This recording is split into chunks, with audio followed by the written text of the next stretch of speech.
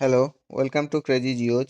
আজ আমি আলোচনা করব ক্লাস 12 অর্থাৎ এইবারে যারা উচ্চ মাধ্যমিক পরীক্ষা দিচ্ছ তাদের জন্য এই 2025-26-এর যে এবিটিএ টেস্ট পেপার উচ্চ মাধ্যমিকের তার সমস্ত জিওগ্রাফি কোশ্চেনগুলো এসি 92 পেজের সেমিস্টার 4-এর জন্য। এবারে দেখে নাও, এই পার্ট এ বি সি 3টে ধাপে কোশ্চেন আছে। পার্ট এর কোশ্চেনগুলো দেখে নাও। 1 নম্বরে 1-এর দাগে যে কোশ্চেন আছে রচনাধর্মী কোশ্চেন। সমুদ্রের ক্ষয়কার্যের ফলে কীভাবে সমুদ্র ভৃগু ও তরঙ্গ কর্তৃত মঞ্চ সৃষ্টি হয় তা ব্যাখ্যা করতে বলেছে।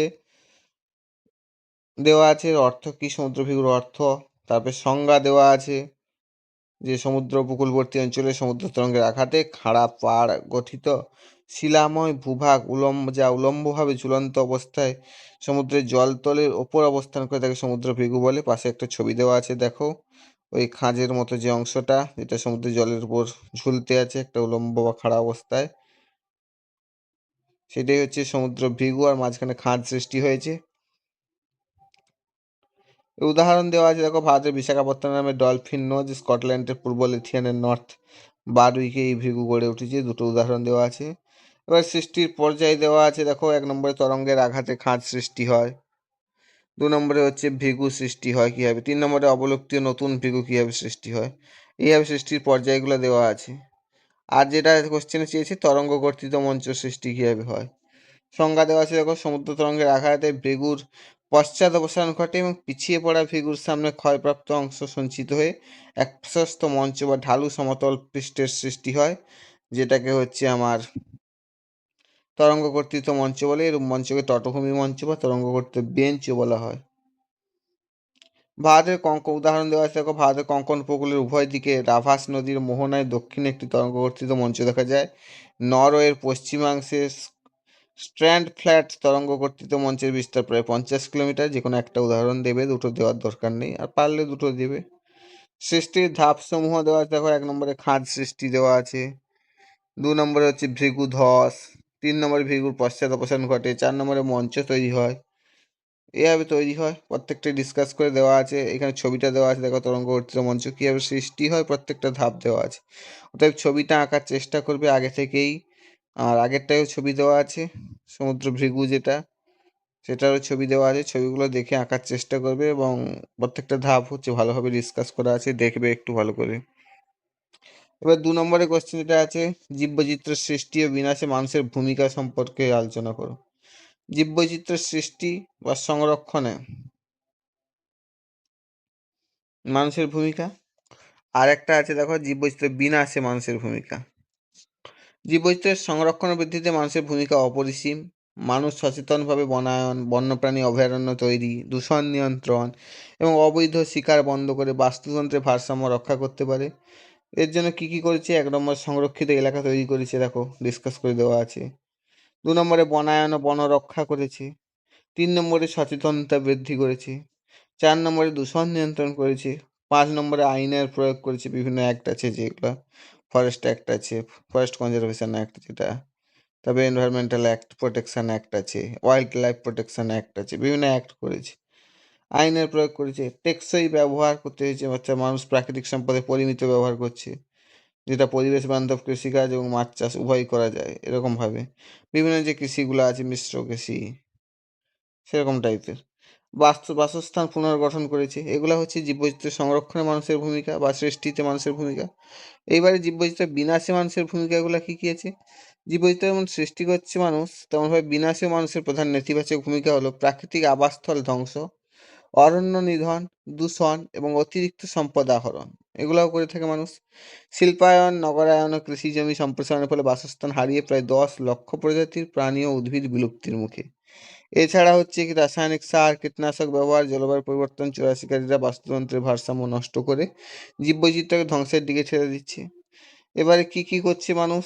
নেতিবাচক প্রভাব বিস্তারের নিচে দেওয়া হয়েছে, দেখো 1 নম্বরে আছে, দেখো বাসস্থান ধ্বংস ও খণ্ডিতকরণ। 2 নম্বরে অরণ্য নিধন করছে, ডিফরেস্টেশন করছে। 3 নম্বরে হচ্ছে পরিবেশ দূষণ করছে, পলিউশন করছে। কীভাবে করছে ডিসকাস করে দেওয়া আছে, ভালো করে পড়বে। তারপর 4 নম্বরে দেখো অতিরিক্ত শিকার ও সম্পদ আহরণ করছে, ওভার এক্সপ্লোরেশন করছে। 5 লাস্ট পয়েন্ট আছে, দেখো জলবায়ু পরিবর্তন, ক্লাইমেট চেঞ্জ।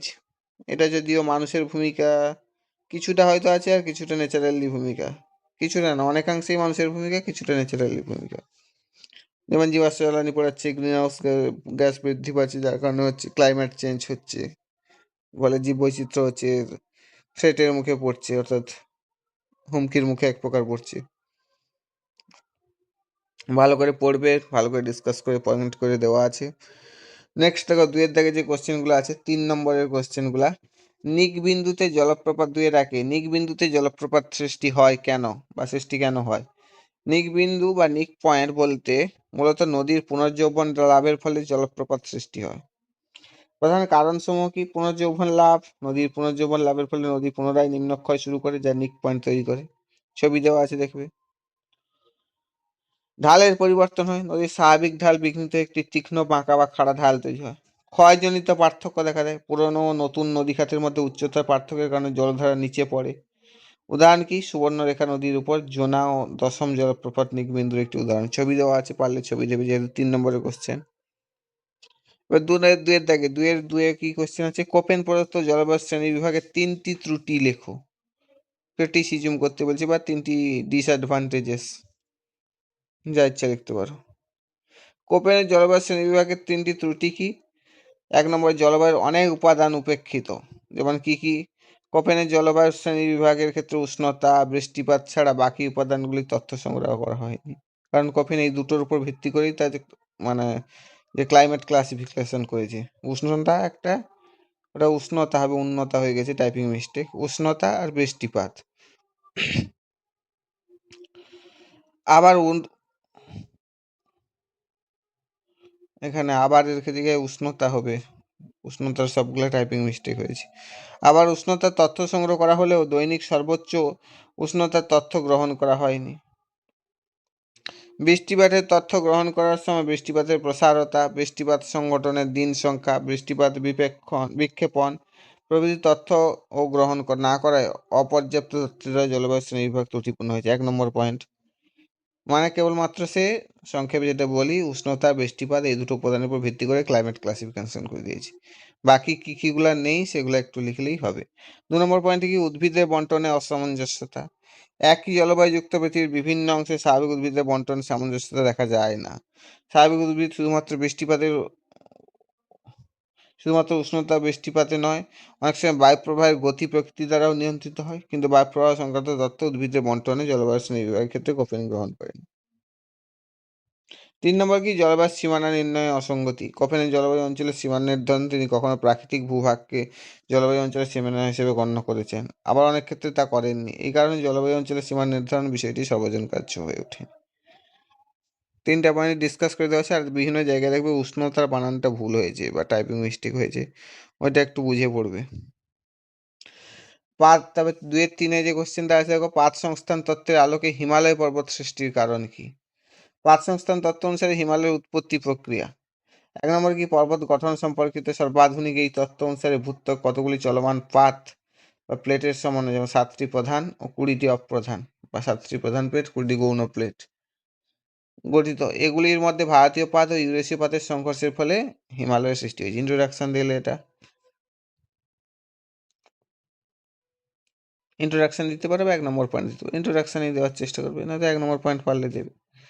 পরস্পরের দিকে অগ্রসরমান অধিক গতিশীল ভারতীয় পাতের সঙ্গে ধীরগামী ইউরেশীয় পাতের প্রবল সংঘর্ষের ফলে অপেক্ষাকৃত ভারী পাত ভারতীয় পাতটি ভূগর্ভে ইউরেশীয় পাতের তলদেশে প্রবেশ করে। এটা আমরা জানি প্লেট টেকটনিকের থিওরি অনুসারে, যে ভারী পাতটা সবসময় নিচের দিকে প্রবেশ করে, হালকা পাতটা উপরে ভাসমান অবস্থায় থাকে। ফলে উভয় পাতের মধ্যবর্তী 33 মহিকাতে সঞ্চিত স্তরীভূত পলি রাশিতে প্রবল চাপ পড়ে। এই চাপের বা ভাঁজের ফলে হিমালয় পর্বতের উত্থান ঘটে। অন্যদিকে ইউরেশীয় পাতের সম্মুখভাগ তিব্বত মালভূমি হিসেবে উঁচু হয়ে অবস্থান করে। 3 নম্বরে কি দেওয়া আছে দেখো, ভারতীয় পাতটি এখনো প্রতি বছর প্রায় 5.4 সেমি হারে উত্তর দিকে এগিয়ে চলেছে। তাই হিমালয় অঞ্চলে পাতজনিত সংঘর্ষ প্রক্রিয়া এখনো কার্যকর।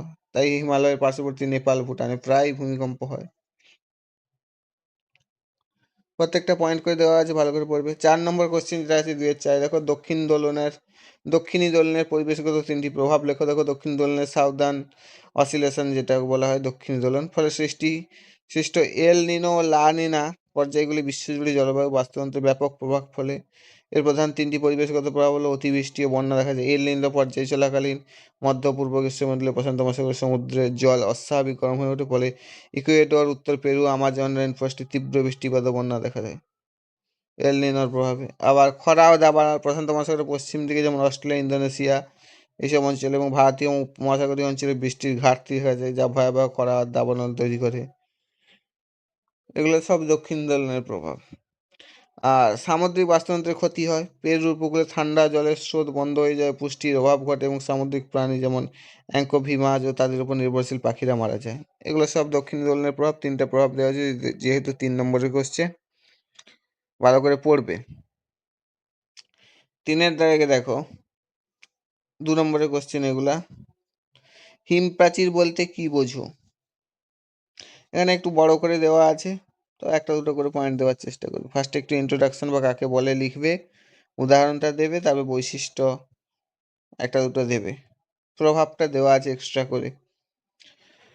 যে সীমারেখা দ্বারা উষ্ণ সমুদ্র স্রোতের নীল জলরাশি ও শীতল সমুদ্র স্রোতের গাঢ় সবুজ জলরাশি পরস্পর মিলিত হয় এবং উভয় জলরাশির সীমারেখা স্পষ্ট বোঝা যায়, তাকে হিমপ্রাচীর বলা হয়। হিমপ্রাচীর উদাহরণ কি? আটলান্টিক মহাসাগরের কানাডা ও মার্কিন যুক্তরাষ্ট্রের উত্তর পূর্ব উপকূলে হিমপ্রাচীর অবস্থিত। এখানে গাঢ় নীল উষ্ণ মহাসাগরীয় স্রোতের সঙ্গে শীতল গাঢ় সবুজ লেভান্টার স্রোতের মিলনে হিমপ্রাচীর সৃষ্টি হয়েছে। এর বৈশিষ্ট্য দেওয়া আছে দেখো। এটি হলো সম্পূর্ণ বিপরীতধর্মী ও বিপরীতমুখী দুই সমুদ্র স্রোতের মিলনস্থল। দুটি সমুদ্র স্রোতের মিলন হওয়ার ফলে এখানে দুর্যোগপূর্ণ আবহাওয়া বিরাজ করে। হিমপ্রাচীরের উষ্ণ নীল জলের নিচে শীতল সবুজ জলের স্পষ্ট সীমারেখা তৈরি হয়। দুটি স্রোতের মিলনের ফলে একটি মগ্নচড়া সৃষ্টির সহায়ক। এখানে সব বৈশিষ্ট্য দেওয়া আছে, দুটো তিনটা পয়েন্ট দেওয়ার চেষ্টা করবে, আর উদাহরণটা দেবে, সংজ্ঞাটা দেবে, দিলে 2 নম্বরের মোটামুটি হবে। আর এখানে হিমপ্রাচীরের প্রভাব কিছু দেওয়া আছে, পারলে পড়বে। 2 নম্বরে নদী মঞ্চ কাকে বলে? নদীর মধ্যবর্তী নদী যখন সমভূমির উপর দিয়ে প্রবাহিত হয়ে নদীর উভয় তীরে অনেক সময় একাধিক অসমান ধাপ বা মঞ্চ দেখা যায়, এদের নদী মঞ্চ বলা হয়। ব্রহ্মপুত্র, তিস্তা প্রভৃতি নদীর উভয় তীরে নদী মঞ্চ দেখা যায়। এর মূল বৈশিষ্ট্য কিছু দেওয়া আছে, দেখবে সৃষ্টি কিভাবে হয়, অবস্থান কি, গঠন কিরকম, প্রকারভেদ। এবার 3-এর দিকে যে কোশ্চেন আছে দেখো, ফিয়র্ড উপকূলের দুটি বৈশিষ্ট্য লেখো। ফিয়র্ড উপকূল সাধারণত দুটি বৈশিষ্ট্য নিচে দেওয়া হলো। 1 নম্বরে গভীর ও সরু উপত্যকা। ফিয়র্ড উপকূলে সাধারণত হিমবাহের ক্ষয়কার্যের ফলে সৃষ্ট সুগভীর ও সংকীর্ণ ইউ আকৃতির উপত্যকা নিয়ে গঠিত হয়, যা সমুদ্রের জলে নিমজ্জিত থাকে। 2 নম্বরে খাড়া উপকূল রেখা, স্টিপ ক্লিফস দেখা যায়। এই উপকূলের দুপাশে খাড়া পাথুরে দেওয়াল বা পাহাড় থাকে, যা সরাসরি সমুদ্রের জল এসে পড়ে। এখানে ছবিটা দেওয়া আছে দেখো, উদাহরণ যেটা নরওয়ের উপকূল রেখা, সে তার ছবিটাই দেওয়া আছে দেখো।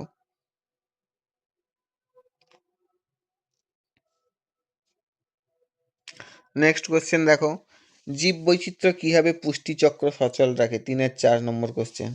জীববৈচিত্র্য যেভাবে পুষ্টিচক্র সচল রাখে তার মূল দিকসমূহ দেওয়া আছে দেখো।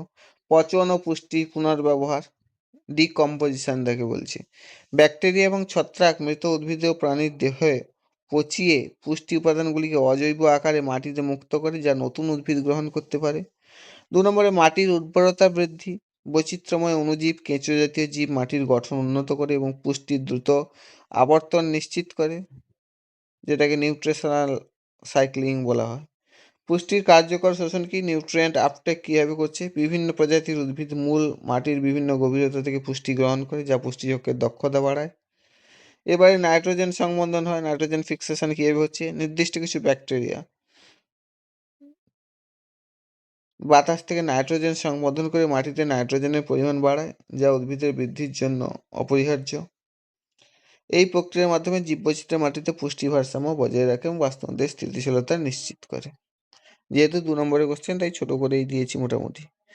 এবারে দেখো পার্ট বিতে যে তিন তিন 3 নম্বরের কোশ্চেনগুলো আছে, আর 5-এর দাগে দেখো 4-এর দাগে 3 নম্বরের কোশ্চেন, 5-এর দাগে 2 নম্বরের কোশ্চেনগুলো আছে, সেগুলো দেখে নেই। এবারে দেখো, যে কোনো দুটি প্রশ্নের উত্তর দিতে বলেছে। মানব উন্নয়ন সূচকের গুরুত্ব লেখো। এই কোশ্চেনটা একটু ভালো করে পড়বে, কারণ প্রত্যেকটা পেজে এবিটিএ কেন কোশ্চেন ব্যাংক প্রশ্নবিচিত্রা প্রত্যেকটা পেজেই কোশ্চেনটা পাবে প্রায় বলতে গেলে, বেশিরভাগ পেজেই আছে প্রায়। এই হিউম্যান ডেভেলপমেন্ট ইন্ডেক্সটা, তার সূচকগুলা কীভাবে নির্ণয় করা হয়, সূত্র, এই কটা জিনিস খুব ভালোভাবে পড়বে। দেখো, মানব উন্নয়ন সূচক হলো এমন একটি পরিমাপক যা স্বাস্থ্য, শিক্ষা ও আয় এই তিনটি উপাদানের ভিত্তিতে মানব উন্নয়ন পরিমাপ করে। মানব উন্নয়নের সূচক কি? প্রধান গুরুত্বগুলি নিচে দেওয়া হলো। সামগ্রিক উন্নয়নের পরিমাপ করা যায় এর মাধ্যমে। এটি কেবল মাথাপিছু আয় নয়, বরং গড় আয়ু, মানে যে ক্ষেত্রে স্বাস্থ্য, শিক্ষার হার মতো গুরুত্বপূর্ণ বিষয়গুলি অন্তর্ভুক্ত করে উন্নয়নের প্রকৃত চিত্র তুলে ধরে। তারপরে কি? জীবনযাত্রার মান ও সুযোগ বৃদ্ধি। মানুষের বিকল্প ও সক্ষমতা বৃদ্ধির মাধ্যমে জীবনযাত্রার মান উন্নত করতে এই সূচক গুরুত্বপূর্ণ ভূমিকা পালন করে। তারপর 3 নম্বর কি? পরিকল্পনা ও নীতি গ্রহণ। সরকারগুলো এই সূচকের র্যাঙ্কিং বিশ্লেষণ করে শিক্ষা, স্বাস্থ্য, দারিদ্র্য বিমোচনের জন্য নির্দিষ্ট এলাকায় সঠিক নীতি প্রণয়ন করতে পারে। লাস্ট পয়েন্ট কি? আন্তর্জাতিক তুলনা। বিভিন্ন দেশের উন্নয়ন স্তরের তুলনা করতে এবং অন্য দেশের উন্নয়নের সেরা অনুশীলনে গ্রহণ করতে সাহায্য করে। এগুলোই হলো উন্নয়ন সূচকের গুরুত্ব। এবার নেক্সট যে কোশ্চেন আছে দেখো 4-2, কাম্য জনসংখ্যা তত্ত্ব ম্যালথাসের জনসংখ্যা তত্ত্বের মধ্যে বেশি উন্নত, কাম্য জনসংখ্যা তত্ত্ব ম্যালথাসের জনসংখ্যা তত্ত্বের মধ্যে কোন তত্ত্বটি বেশি উন্নত এবং কেন? এটা অনেকটা তুলনার মতনই, পার্থক্য বা তুলনার মতনই। কাম্য জনসংখ্যা তত্ত্বটা কি এবং কাম্য জনসংখ্যা তত্ত্ব এবং ম্যালথাসের জনসংখ্যা তত্ত্বের মধ্যে কাম্য জনসংখ্যা তত্ত্বটি অনেক বেশি আধুনিক এবং বাস্তবসম্মত, উন্নত। এর কারণ কি? ম্যালথাসের তত্ত্ব শুধুমাত্র খাদ্য ও জনসংখ্যার পার্থক্যের উপর জোর দিয়ে হতাশাবাদী দৃষ্টিভঙ্গি পোষণ করে, শুধুমাত্র খাদ্য আর জনসংখ্যার উপর, যা প্রযুক্তিগত উন্নতি কোনো আলোচনা করে না বা উপেক্ষা করে না। অন্যদিকে কাম্য জনসংখ্যা তত্ত্ব কি? সম্পদ, প্রযুক্তি, মাথাপিছু আয়কে বিবেচনা করে। সেখানে শুধু খাদ্য আর জনসংখ্যা, এখানে সম্পদকে, প্রযুক্তিকে, মাথাপিছু আয়কে বিবেচনা করে। কেন কাম্য জনসংখ্যা তত্ত্ব উন্নত? কোনটা বেশি উন্নত হয়ে গেল? এবার কেন? প্রযুক্তি ও সম্পদ আছে এখানে, সেখানে জায়গা দেখলে। 2 নম্বরে বাস্তবসম্মত। 3 নম্বরে হচ্ছে তিন নম্বরে হচ্ছে ইতিবাচক দৃষ্টিভঙ্গি এখানে দেখায়। ইতিবাচক দৃষ্টিভঙ্গি কি? ম্যালথাস দুর্ভিক্ষ যুদ্ধকে প্রাকৃতিক নিয়ন্ত্রণ মনে করতেন, কিন্তু কাম্য জনসংখ্যা তত্ত্ব উৎপাদন বাড়িয়ে মানুষের জীবনযাত্রার মান উন্নত করার কথা বলে, যা প্রযুক্তিগত অগ্রগতির সাথে সামঞ্জস্যপূর্ণ। ইতিবাচক দৃষ্টিভঙ্গি দেয়, কিন্তু হচ্ছে আমার কি? কাম্য জনসংখ্যা তত্ত্ব সবসময় ম্যালথাসের জনসংখ্যা তত্ত্ব সবসময় নেতিবাচক দৃষ্টিভঙ্গি দিত, কিন্তু কাম্য জনসংখ্যা তত্ত্ব সর্বদা আমার হচ্ছে ইতিবাচক দৃষ্টিভঙ্গি দেয়। ভালো করে লেখা আছে, ডিসকাস করে পড়বে একটু। আর এখানে অর্থনৈতিক বিশ্লেষণ থাকে কোনো দেশের, দিয়ে লাস্টে আমার হচ্ছে এন্ডিং হিসেবে দেওয়া আছে। তাই ম্যালথাসের সংকীর্ণ মতবাদের চেয়ে কাম্য জনসংখ্যা তত্ত্বের কার্যকারিতা আধুনিক ভৌগোলিক অর্থনৈতিক প্রেক্ষাপটে অনেক বেশি গুরুত্বপূর্ণ হিসেবে লেগে। 3 নম্বরে যেটা আছে, কল্যাণমূলক দৃষ্টিভঙ্গির প্রধান 3টি বৈশিষ্ট্য লিখতে বলেছে। কল্যাণমূলক দৃষ্টিভঙ্গির প্রধান 3টি বৈশিষ্ট্য: সামাজিক ন্যায় বিচার ও সমতা থাকতে হবে, সোশ্যাল জাস্টিস আর ইকুয়ালিটি থাকতে হবে। 2 নম্বরে যেটা আছে দেখো, জনকল্যাণমূলক কর্মসূচিতে ব্যয়, ফোকাস অন ওয়েলফেয়ার এক্সপেন্ডিচার। 3 নম্বরে যেটা আছে দেখো, মানবিক দৃষ্টিভঙ্গি, হিউম্যান সেন্ট্রিক পার্সপেক্টিভ দেখাতে হবে। এগুলো হচ্ছে কল্যাণমূলক দৃষ্টিভঙ্গির প্রধান বৈশিষ্ট্য, 3টা দেওয়া আছে। 4 নম্বর কোশ্চেন দেখো, পরিব্রাজনের ফলে মিশ্র সংস্কৃতির বিকাশ ঘটে তা ব্যাখ্যা করতে বলেছে। পরিব্রাজন, যা জনসমষ্টির স্থানান্তরের ফলে ভিন্ন ভিন্ন সংস্কৃতি, ভাষা ও জীবনধারার মানুষের মধ্যে মিলন ঘটে, যা নতুন মিশ্র সংস্কৃতি বা কম্পোজিট কালচার তৈরি করে। বিভিন্ন অঞ্চল থেকে আসা মানুষ তার নিজস্ব সংস্কৃতি নিয়ে আসায় ভাষা, খাবার, পোশাক, উৎসব, রীতিনীতির আদান প্রদান ঘটে, যা সামাজিক বৈচিত্র্য, সহনশীলতা বৃদ্ধি করে। এবার কি বলছি? মিশ্র সংস্কৃতির বিকাশের কারণসমূহ কি কি? সাংস্কৃতিক আদান প্রদান 1 নম্বরে। 2 নম্বরে নতুন ধারণার প্রসার। 3 নম্বরে বৈবাহিক সম্পর্ক সংমিশ্রণ ঘটে। 4 নম্বরে যেটা আছে দেখো, শিল্পকলা উৎসবের ক্ষেত্রে মিশ্রণ দেখা যায়। লাস্ট পয়েন্টে দেখা যাচ্ছে দৃষ্টিভঙ্গির পরিবর্তন, বিভিন্ন মানুষের মেশার ফলে সামাজিক রক্ষণশীলতা কম এবং দৃষ্টিভঙ্গি উদার ও উন্নত হয়। এবারে 5-এর দাগে যে কোশ্চেনগুলো আছে দেখে নাও, যে কোনো 2টি প্রশ্নের উত্তর দিতে বলছি। 2 নম্বরে, জনবিবর্তন তত্ত্বের মূল কথা কি? জনবিবর্তন তত্ত্ব, যেটাকে ডেমোগ্রাফিক ট্রানজিশন থিওরি বলা হয়, এর মূল কথা হলো কোনো দেশের আর্থসামাজিক উন্নয়নের সঙ্গে তাল মিলিয়ে জনসংখ্যা বৃদ্ধির হার উচ্চ অবস্থা থেকে নিম্ন অবস্থায় রূপান্তরিত হয়। মূল প্রতিপাদ্য বিষয়গুলি কি কি দেওয়া আছে? পরিবর্তনশীল ধারা, অর্থাৎ জনবিবর্তন মূলত উচ্চ জন্মহার ও মৃত্যুহারের থেকে নিম্ন জন্মহার ও মৃত্যুহারের দিকে জনসংখ্যার স্থানান্তর দেখা যায়। মানে ঐতিহ্যবাহী সমাজ থেকে উচ্চ জন্মহার মৃত্যুহার থেকে আধুনিক সমাজের দিকে, যেন বিবর্তন তত্ত্বে। আর 2 নম্বর যেটা আছে অর্থনৈতিক উন্নয়ন কি, সমাজ ও অর্থনৈতিক উন্নতির, যেখানে শিল্পায়ন হবে, নগরায়ন হবে, শিক্ষা উন্নতি ঘটবে, সাথে সাথে জন্ম মৃত্যুহারের হার পরিবর্তন হয়। অর্থাৎ মানুষের লাইফস্টাইল যেভাবে চেঞ্জ হচ্ছে সেটাই ডেমোগ্রাফিক ট্রানজিশন থিওরির মূল বিষয়। বিবর্তন, মানুষের কীভাবে বিবর্তন হচ্ছে, যেভাবে আমরা ইতিহাসে পড়ে এসেছি আদিম মানুষ থেকে আধুনিক মানুষের পরপর পরিণত হয়েছে, সেইভাবে এই মানুষের যে লাইফস্টাইলের যে পরিবর্তনটা সেটাই হচ্ছে ডেমোগ্রাফিক ট্রানজিশন থিওরির মূল বিষয়। পয়েন্ট করে দেওয়া আছে, পড়বে ভালো করে। আর পর্যায়ক্রমিক ধাপ দেওয়া আছে, প্রথম পর্যায়ে কী রকম ছিল, উচ্চ জন্মহার উচ্চ মৃত্যুহার ছিল। দ্বিতীয় পর্যায়ে মৃত্যুহার দ্রুত হ্রাস কিন্তু জন্মহার উচ্চ।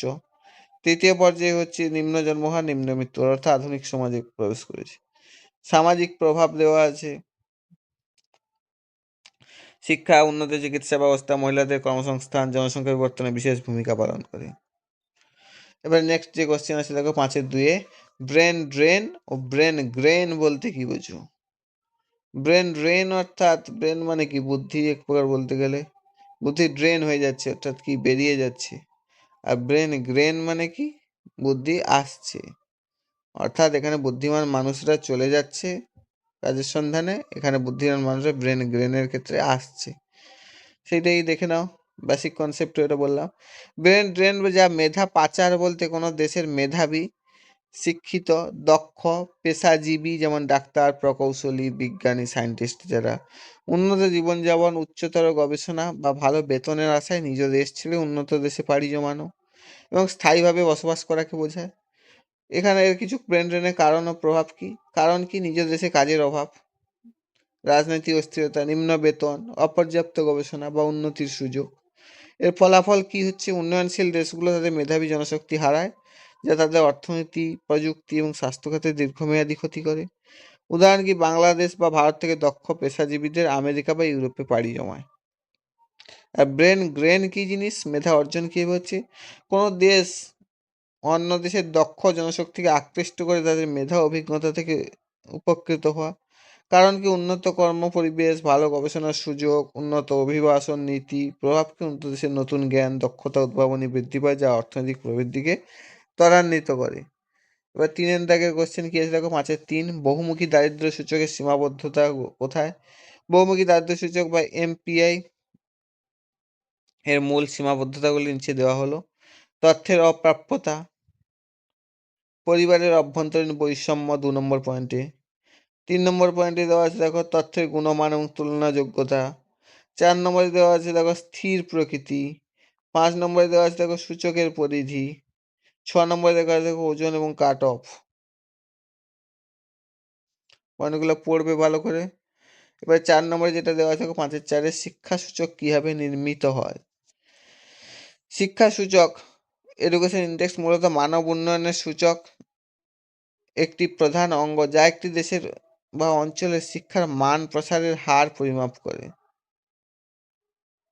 শিক্ষা সূচক নির্মাণের প্রধান পদক্ষেপ সমূহ: তথ্য সংগ্রহ, 25 বছর বা তার বেশি বয়সী প্রাপ্তবয়স্কদের শিক্ষার গড় তথ্য এবং স্কুলে প্রবেশের বয়সে থাকা শিশুদের প্রত্যাশিত শিক্ষার বছর সম্পর্কে তথ্য সংগ্রহ করা। সূচক নির্ধারণ করা হয় প্রাপ্তবয়স্কদের শিক্ষার গড় বছর ও প্রত্যাশিত শিক্ষার বছরের যোগফলকে নির্দিষ্ট মান দ্বারা ভাগ করে এই দুটি উপাদানের জন্য আলাদা সূচক তৈরি করা হয়। সমন্বয় বা ওজন, মানে এক কথায় তোমাকে বলবো আমি, হিউম্যান ডেভেলপমেন্ট ইন্ডেক্সটা খুব ভালোভাবে পড়ে রাখবে, পরীক্ষায় আসার চান্স অনেকটাই, প্রায় 90%-এর ওপর। আর অন্যান্য সুযোগ দেওয়া আছে ইএফএ, মানে ওই যে ডেভেলপমেন্ট ইন্ডেক্সগুলা ভালো করেই পড়ে রাখবে।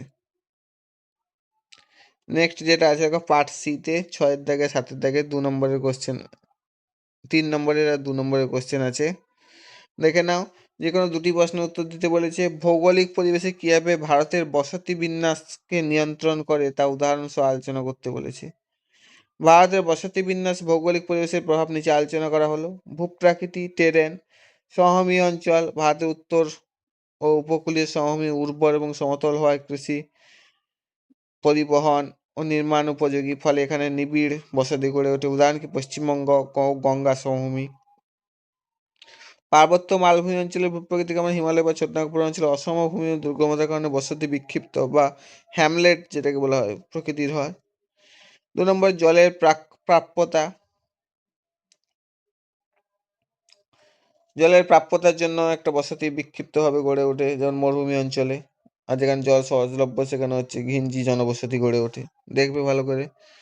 3 নম্বরে জলবায়ু কিছুটা প্রভাব ফেলে জনবসতির ক্ষেত্রে। দেখবে উচ্চ পার্বত্য অঞ্চলে হচ্ছে বেশি উচ্চতায় অত্যন্ত ঠান্ডা হওয়ার জন্য বসতি বিরল হয়, কিন্তু আবার এখানে চরম ভাবাপন্ন বা উপকূলীয় অঞ্চলে গঙ্গা সমভূমি অঞ্চলে বসতি ঘন হয়। উর্বর মৃত্তিকা, যেখানে মৃত্তিকা ভালো সেখানে কৃষিকাজ ভালো হয়, সেখানে বসতি নিশ্চয়ই ঘন হবে। উদাহরণ হিসেবে গাঙ্গেয় সমভূমি দেওয়া আছে। উঁচু ভূমি, আপল্যান্ড বা সেপ্টি যেখানে বেশি। বন্যাপ্রবণ এলাকা যেমন আসাম বা পশ্চিমবঙ্গের নদী অববাহিকা, মানুষের বন্যার হাত থেকে বাঁচার জন্য উঁচু জমিতে বা বাঁধের ধারে বসতি স্থাপন করে। এটা হচ্ছে উঁচু জমি। এবার 2 নম্বর কোশ্চেন দেখো, ভারতের অর্থনীতিতে তথ্য যোগাযোগ প্রযুক্তি শিল্পের অবদান কিরূপ? ভারতের অর্থনীতিতে তথ্য ও যোগাযোগ প্রযুক্তি শিল্প একটি প্রধান চালিকা শক্তি, যা দেশের জিডিপিতে প্রায় 7.5% থেকে 13% অবদান রাখে। ভারতের অর্থনীতিতে আইসিটি বা যেটা তথ্য যোগাযোগ প্রযুক্তি শিল্পের অবদান কি? জিডিপিতে অবদান রাখে। 2 নম্বর পয়েন্টে দেখো কর্মসংস্থান সৃষ্টি করে। 3 নম্বর দেখো রপ্তানি ও বৈদেশিক মুদ্রা অর্জিত হয়। 4 নম্বর পয়েন্ট দেখো ডিজিটাল রূপান্তর হয় ই কমার্স, ব্যাংকিং, শিক্ষা, স্বাস্থ্যসেবার মতো ক্ষেত্রগুলিতে। লাস্ট পয়েন্ট দেখো বিদেশি বিনিয়োগ হয়, ফরেন ইনভেস্টমেন্ট, এটা foreign direct investment, FDI. Next question দেখো, পূর্ব ভারতের লৌহ ইস্পাত শিল্পের প্রধান 5টি কারণ আলোচনা করতে বলেছে। পূর্ব ভারতের লৌহ শিল্পের উন্নতির প্রধান 5টি কারণ, এই কোশ্চেনটা আগেও পড়েছো। কাঁচামালের সহজলভ্যতা, কোথায় কোথায় পাওয়া যায় বা কি কি কাঁচামাল পাওয়া যায় দেখবে। 2 নম্বরে কয়লার নৈকট্য, কোথাকার কয়লা সহজে পাওয়া যাচ্ছে। রানীগঞ্জ, গিরিডি, বোকারোর মতো ভারতের শ্রেষ্ঠ কয়লা খনি থেকে ঝরিয়া। 3 নম্বরে উন্নত পরিবহন ব্যবস্থা আছে, রেল, সড়ক পথের ঘন জটাজাল রয়েছে, যা কাঁচামাল নিয়ে আসা এবং উৎপাদিত পণ্য পাঠানোর অত্যন্ত সুবিধাজনক। সস্তা ও দক্ষ শ্রমিক আছে, সস্তায় লেবার পাওয়া যায়। ঝাড়খণ্ড, পশ্চিমবঙ্গ, উড়িষ্যা, বিহারের এলাকা থেকে সস্তায় লেবার পাওয়া যায়। জল ও বাজারের সুবিধা আছে, দামোদর, সুবর্ণরেখা, ব্রাহ্মণ নদীর জল পাওয়া যায় সহজে। পাশাপাশি কলকাতা বন্দর, ভারী ইঞ্জিনিয়ারিং শিল্পের কারণে অঞ্চলে উৎপাদিত বিশাল চাহিদা রয়েছে। এই কারণে হচ্ছে পূর্ব ভারতের লৌহ ইস্পাত শিল্পের উন্নতিকরণ। এবার 4 নম্বর কোশ্চেন যেটা আছে দেখো, ক্রমান্বয়ে গঙ্গা দূষণের মাত্রা বৃদ্ধির কারণ কি? গঙ্গা দূষণের মাত্রা বৃদ্ধির কারণ প্রধান কয়েকটি ভাগে ভাগ করা যায়। পৌর গৃহস্থলীর বর্জ্য 1 নম্বরে। 2 নম্বরে শিল্প কলকারখানার বর্জ্য। পৌর গৃহস্থলীর যে বর্জ্যটা আছে সেটা হচ্ছে প্রায় 80% দূষণ করছে, সবচেয়ে বেশি। আর 2 নম্বর যেগুলো আছে দেখো, শিল্প কলকারখানার বর্জ্য আছে, তারপরে হচ্ছে আমার কৃষিকাজ, সরি, জনসংখ্যা ও মানব সৃষ্ট কিছু কর্মকাণ্ড আছে। তারপর 4 নম্বরে কৃষিকাজের বর্জ্য আছে। 5 নম্বর যেটা আছে ধর্মীয় অন্যান্য বর্জ্য, যেমন বিভিন্ন পুজো টুজো হলে প্রতিমা বিসর্জন করে, এর ফলে প্রতিমার মধ্যে যে বিভিন্ন কালার, রং, অভ্র, এছাড়া বিভিন্ন প্রতিমা তৈরির জন্য যে খড় ব্যবহার করতে হয় বা যে কাঠামোটা তৈরি হয় সেগুলোও দূষণ করে। বর্তমানে যদিও তুলে দেওয়া হয় কিছু সময় পরে। প্লাস্টিক দূষণ, মাইক্রোপ্লাস্টিক সহ নানাবিধ প্লাস্টিক বর্জ্য গঙ্গার বাস্তুতন্ত্র থেকে বিপন্ন করে দিচ্ছে। এগুলো হচ্ছে ক্রমান্বয়ে গঙ্গা দূষণের কারণ। এবার নেক্সট 7 দিকে যে কোশ্চেনগুলো আছে দেখো, 2 নম্বরের কোশ্চেন, শীতকালে কলকাতা অঞ্চলে বসবাসের অনুপযুক্ত হয়ে উঠেছে কেন? শীত পড়তেই কলকাতা শহরের অলিগলি, ফুটপাত ও বস্তি এলাকায় শুকনো পাতা, কাঠ ও আবর্জনা পুড়িয়ে আগুন পোহানোর প্রবণতা আবারও চোখে পড়ছে। এর প্রধান কারণ কি? তীব্র বায়ু দূষণের ধোঁয়াশা হয় শীতকালে, দেখা যায় না ভালো। যেটা হচ্ছে বাতাসে হচ্ছে পার্টিকুলেট ম্যাটার পিএম যেটাকে বলছে 2.5 থেকে প্রায় PM10 এর মতো সূক্ষ্ম ধূলিকণা মাটির কাছাকাছি আটকে থাকে। এবার হচ্ছে আরবান হিট আইল্যান্ডের একটা প্রভাব। আরবান হিট আইল্যান্ড মানে যেখানে তাপমাত্রা বেশি, অতিরিক্ত কংক্রিট, যানবাহনের তাপ এবং সবুজের অভাবের কারণে শহরটি শীতকালেও আশেপাশের এলাকার তুলনায় বেশ গরম থাকে, যা অস্বস্তিকর। অস্থির আবহাওয়া, যার উপরে স্বাস্থ্য ঝুঁকি দেখা যায়। বঙ্গোপসাগরের নিম্নচাপ পশ্চিমী সঞ্জয়ের কারণে তাপমাত্রা চরম দোলাচল, যেটা হচ্ছে হঠাৎ তীব্র শীত, আবার হঠাৎ গরম, ঠান্ডা, জ্বর ও শ্বাসকষ্টজনিত সমস্যা বৃদ্ধি পায়। কুয়াশা, ঘন কুয়াশা দূষণ মিলে দৃশ্যমানতা কমিয়ে দেয় এবং ফুসফুসের সমস্যা বাড়িয়ে তোলে। এগুলো হচ্ছে প্রধান কারণ। ভারতে প্যাকেটজাত খাদ্যের চাহিদা ক্রমশ বৃদ্ধি পাচ্ছে কেন? ভারতে প্যাকেটজাত খাদ্যের চাহিদা বাড়ার মূল কারণগুলো কি কি? নগরায়ন ও জীবনযাত্রার পরিবর্তন, তবে আয় বৃদ্ধি ও খাদ্যাভ্যাসের পরিবর্তন ২ নম্বরে। ৩ নম্বরে সহজলভ্যতা ই-কমার্স। তারপরে হচ্ছে স্বাস্থ্য সচেতনতা, পুষ্টিকর খাবারের চাহিদা মেটানোর জন্য। একক পরিবার, এইসব কারণ হচ্ছে ভারতে প্যাকেটজাত খাদ্যের চাহিদা ক্রমশ বৃদ্ধি পাচ্ছে। ডিসকাস করে লেখা আছে, ভালো করে পড়বে। এবার নেক্সট যেটা আছে দেখো ৩ নম্বর কোয়েশ্চেন, সুন্দরবনে বাঘ কেন লোকালয়ে ঢোকে? আগে ঢুকতো, এখন খুব একটা ঢুকতে পারে না। এখন হচ্ছে ওই বেড়া দিয়ে ঘিরে দিয়েছি। নদীটা বাদ দিয়ে কেবলমাত্র নদী টপকে যেগুলো ঢুকতে পারে তো সেগুলাই। এছাড়া ঢুকতে পারে না। খাদ্যাভাব কি? সুন্দরবনে বনে বাঘের প্রয়োজনীয় শিকার কমে যাওয়ায়, বাঘরা বেশি হরিণ শিকার করতো, সেজন্য কমে যাওয়ায় বাঘ লোকালয়ে খাবারের সন্ধানে আসে। বাসস্থানের পরিবর্তন হচ্ছে, সুন্দরবনের নদী ও খাল ভরাট হয়ে যাচ্ছে, ফলে প্রাকৃতিক দুর্যোগ যেমন সিডর যে ঘূর্ণিঝড় হয়েছিল, এছাড়া হচ্ছে বনের পরিবেশ নষ্ট হয়, বাঘের স্বাভাবিক জীবনযাত্রা ব্যাহত হচ্ছে। বয়স ও অসুস্থতা, বয়স বাড়লে বা অসুস্থ থাকলে বাঘ বনের ভেতর থেকে শিকার ধরতে না পেরে লোকালয়ে চলে আসে। জলবায়ু ও কুয়াশা, শীতকালে ঘন কুয়াশার কারণে বাঘ পথ হারিয়ে বা নদী পথ ধরে সহজেই লোকালয়ে চলে আসে। লবণাক্ত জল ও বাসস্থান, অতিরিক্ত লবণাক্ত জলের কারণে হচ্ছে বাঘের মধ্যে উগ্র আচরণ বৃদ্ধি পায়, যার ফলে তারা প্রায় লোকালয়ে ঢুকে পড়ে। এই কারণগুলির ফলে সুন্দরবনের বাঘ লোকালয়ে চলে আসে, যা মানুষ ও বাঘ উভয়ের জন্যই বিপজ্জনক। ৪ নম্বর কোশ্চেন যেটা আছে দেখো, জঙ্গলমহলের ভূমিক্ষয় খনিজ সম্পদের উত্তোলনের ভূমিকা কিরূপ? জঙ্গলমহল এলাকা যেগুলো কি কি? বাঁকুড়া, পুরুলিয়া বা ঝাড়গ্রাম প্রভৃতি এলাকায় খনিজ সম্পদ, কয়লা, লোহা, পাথর উত্তোলনের ফলে তীব্র ভূমিক্ষয় ও পরিবেশগত অবক্ষয় ঘটছে। ভূমিক্ষয় খনিজ সম্পদ উত্তোলনের ভূমিকা কি? উন্মুক্ত খনি ও বনাঞ্চল ধ্বংস। ওপেন কাস্ট পদ্ধতিতে খনিজ উত্তোলনের সময় প্রচুর পরিমাণে বনাঞ্চল ধ্বংস করা হয়, যা মাটিকে সরাসরি ক্ষয়কারী উপাদানগুলির মুখে ঠেলে দেয়, যেমন বৃষ্টি আর বাতাস। মাটির উপরের স্তরের অপসারণ, খনিজ খোঁড়ার সময় মাটির উপরের স্তর